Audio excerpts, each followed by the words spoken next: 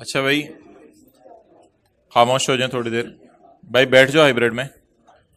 अल्लाह ने इंसान को एक बहुत मुख्तसर वक्त दे के इस दुनिया में भेजा है। और ना अल्लाह का वादा है कि माल मिलने वाले को कामयाब करेंगे, ना अल्लाह का ये वादा है कि हुकूमत देने वाले को कामयाब करेंगे।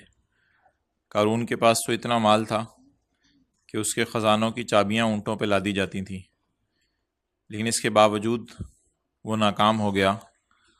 और फ़िरौन को अल्लाह ने ऐसी बड़ी हुकूमत दी, इतने इतने साल उसने हुकूमत की, लेकिन उसके बावजूद वो नाकाम हो गया।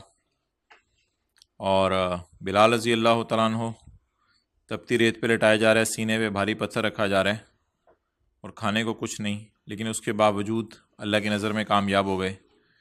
अम्मा आयशा रज़ी अल्लाह तआला फरमाती हैं कि दो दो महीने हमारे घर चूल्हा नहीं जलता था। तो कहा गुजारा किस पे होता था? कहा पानी पी लेते, खजूर खा लेते, बस इस पे गुजारा चलता था।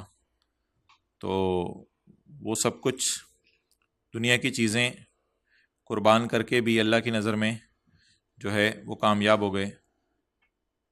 ऐसी बात नहीं कि सहाबा मालदार नहीं मिलेंगे। उस्मान रज़ी अल्लाह तआला अन्हु, अब्दुर्रहमान बिन औफ रज़ी अल्लाह तआला अन्हु, मालदार सहाबा भी मिलेंगे। एक एक मजलिस में कई कई ऊँट सदका कर दिए अल्लाह के रस्ते में। लेकिन इंसान के पास जितना माल हो उसमें अल्लाह के हुक्म ना टूट रहे हों।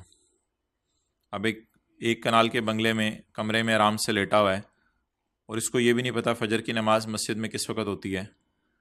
तो माल ऐसे मिलना कि माल के ज़रिए जो है वो गफलत आ जाए और अल्लाह के हुक्म टूटने लग जाएं, तो ये नुकसान की बात है।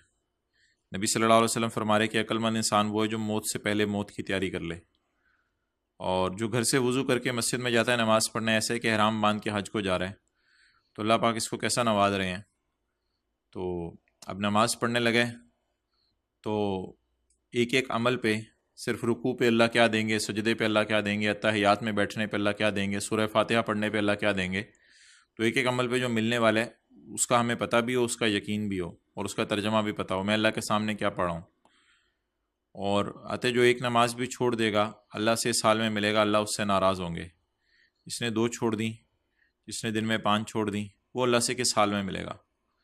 तो इसलिए अगर कोई छूट गई कज़ा कर लें, अल्लाह से तौबा कर लें कि अल्लाह तो मुझे माफ़ कर दे, और आइंदा ये नीयत कर लें। मौत का कोई पता नहीं। कई ऐसे स्टूडेंट, सात आठ स्टूडेंट तो मैं सीधे सीधे बता सकता हूँ, एक दिन क्लास में आए और अगले दिन क्लास में नहीं आए, पता चला उनकी डेथ हो गई। तो ये तो आंखों के सामने की बात बता रहा हूँ। तो कोई पता नहीं, जवानी में भी इंसान चला जाता है, किसी को नहीं पता। ये नहीं कि बुढ़ापे में ही जाना है। तो कब्रिस्तान में चले जाएं, 1 साल वाले की कब्र भी मिलेगी, 100 साल वाले की कब्र भी मिलेगी, हत्ता कि 5 दिन वाले की कब्र भी मिल जाएगी आपको। तो इसलिए मुर्दा जब कब्र में जाएगा तो उस वक़्त कुछ कर नहीं सकेगा। नबी सल्लल्लाहु अलैहि वसल्लम के ज़माने में जो इस दुनिया से चले गए, उनको कब्र में ही मौजूद इस वक्त तकरीबन 1400 साल हो गए हैं। और जो इससे पहले के ज़माने में चले गए, ईसा अलैहिस्सलाम के ज़माने में, उनको कब्र में मौजूद तकरीबन 2000 साल हो गए हैं। अब ये लोग ये चाहें कि किसी तरह हम वापस आ जाएं, और जो नमाज़ें नहीं पढ़ सके थे, जो वालिदैन की फरमा बरदारी नहीं कर सके थे, तो वो अदा कर लें। अब ये पॉसिबल नहीं है। मेरी आपकी आंख का देखना या जन्नत बना रहा है या दोज़ख बना रहा है।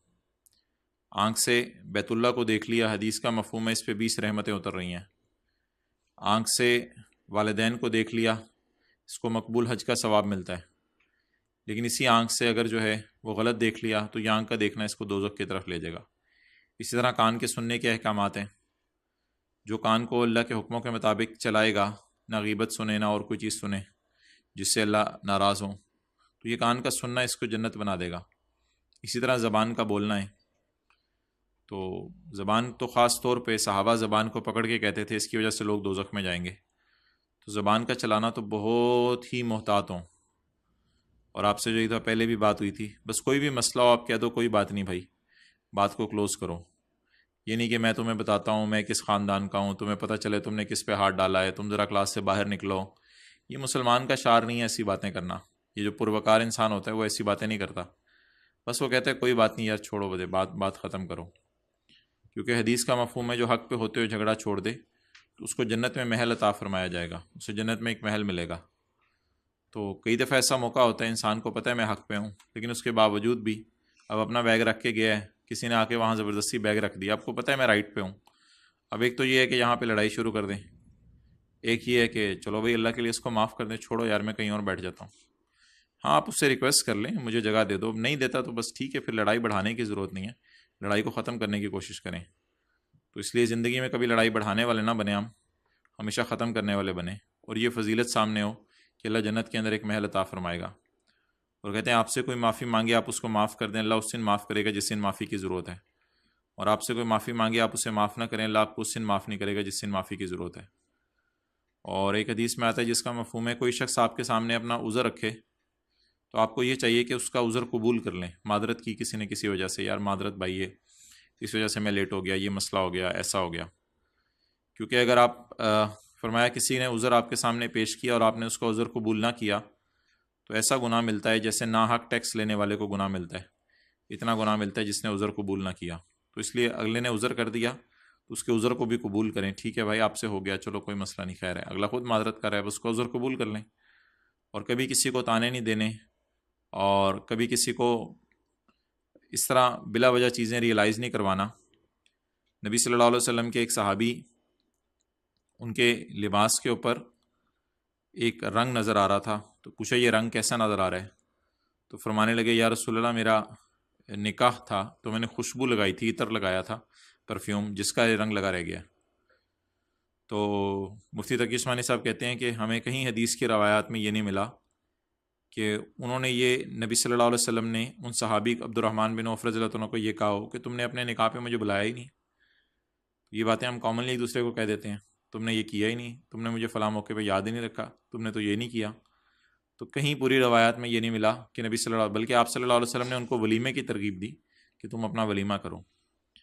تو بلا وجہ کسی کو ریئلائز کرانا، بلا وجہ کسی کو تنگ کرنا، آپ نے مجھے فلاں موقع پہ نہیں بلایا، آپ نے فلاں موقع پہ نہیں بلایا، اور پھر اپنے سامنے لسٹیں بنا کے رکھنا کہ بھائی فلاں نے فلاں موقع پہ ایسا کیا تھا، میں بھی انشاءاللہ اس موقع پہ نہ ذرا آنے دو موقع، تو پھر دیکھیں گے میں کیا کرتا ہوں. تو اس لیے لسٹیں بنا کے نہیں رکھنا کہ فلاں رشتہ دار ہمارے گھر فنکشن ہوا تھا نہیں آیا تھا، اب ہم بھی آئندہ کبھی نہیں جائیں گے، اور فلاں نے میرے ساتھ فلاں موقع پہ یہ کیا تھا، اب مجھے بھی ایک دفعہ ذرا موقع ملنے تو دیکھو میں کیا کرتا ہوں. چھوٹی سی زندگی ہے، یا تو اس طرح لوگوں سے لڑ کے اور جو ہے رشتہ داروں سے دور رہ کے گزار دیں، یا پھر اللہ کی خاطر ان کو معاف کر دیں اور معاف کر کے چھوٹی سی زندگی گزار کے چلے جائیں. بس جس کو پتہ ہے نا یہ زندگی چھوٹی سی ہے، اس کے لیے تو پھر بڑا سے بڑا بھی، نبی صلی اللہ علیہ وسلم نے تو چچا کے قاتل کو معاف کر دیا. تو ہم نے خاندانوں میں جو لڑائیاں کی ہوئی ہیں، کسی نے ہمارا قتل تو نہیں کیا. کئی گھروں میں کوئی لوگ 5 سال سے نہیں گئے، کوئی لوگ سال سے نہیں گئے، کوئی لوگ 2 سال سے نہیں گئے. نبی صلی اللہ علیہ وسلم صدقے کی ترغیب دے رہے ہیں، تو ایک صحابی تشریف لے آئے، تو انہوں نے فرمایا یا رسول اللہ میں تو اپنی یعنی کہ جو عزت نفس تھی وہ صدقہ کرایا. تو کہا وہ کیسے؟ کہا میرے پاس کوئی مال تو تھا نہیں میں صدقہ کروں، لیکن فلاں سے میری لڑائی ہوئی تھی تو میں گیا اور میں نے خود جا کے پھر اس سے معافی مانگ لی، تو اس لیے میں تو اپنی عزت نفس صدقہ کرایا. تو اس لیے صحابہ کے پاس کچھ نہیں ہوتا تھا تو بس اللہ کی خاطر دوسرے سے معافی مانگ لی، ہاں بھائی چلو میرا قصور ہوگا پھر بھی تم مجھے معاف کر دو تاکہ معاملہ کلوز ہو جائے. تو اس لیے چھوٹی سی زندگی ہے، کیا کسی سے لڑائی کر کے کر لینا، کیا کسی سے جو ہے جھگڑ کے کوئی چیز حاصل کر لینا. جو کسی مثال کے طور پہ کسی نے ایک بہن کی زمین دبا لی، صرف ایک بالشت، 1 مرلہ 2 مرلے 3 مرلے نہیں، ایک بالشت، تو زمین سے لے کے آسمان تک جو یہ زمین سے لے کے نیچے تک 7 زمینیں جو ہیں، تو اس کا گلے میں توک پہنا کے اس کے گلے میں ڈالا جائے گا، تو اتنا بڑا نقصان ہوگا. کسی نے کسی کی کوئی چیز دبا لی، پرانے زمانے میں تو کسی کا کوئی ایک واقعہ کتابوں میں لکھا ہے کسی کا سیب کھا لیا تو اسی پہ اس کو ٹینشن پڑی تھی، بھائی یہ میں نے کسی سے پوچھے بغیر اسی چیز استعمال کر لی ہے، کتنا بڑا نقصان کر دیا. اس لیے چھوٹی چھوٹی چیزوں میں دوسروں کی چیزیں استعمال کرنا بلا بغیر پوچھے ان کی جو ہے وہ چیز استعمال کر لینا. تو اس لیے پوری زندگی میں بس مجھے یہ استحضار ہو، خودداری والی زندگی ہو، بس جو اللہ نے مجھے دی ہے میں وہ استعمال کروں، مجھے دوسروں کی چیزوں سے کیا.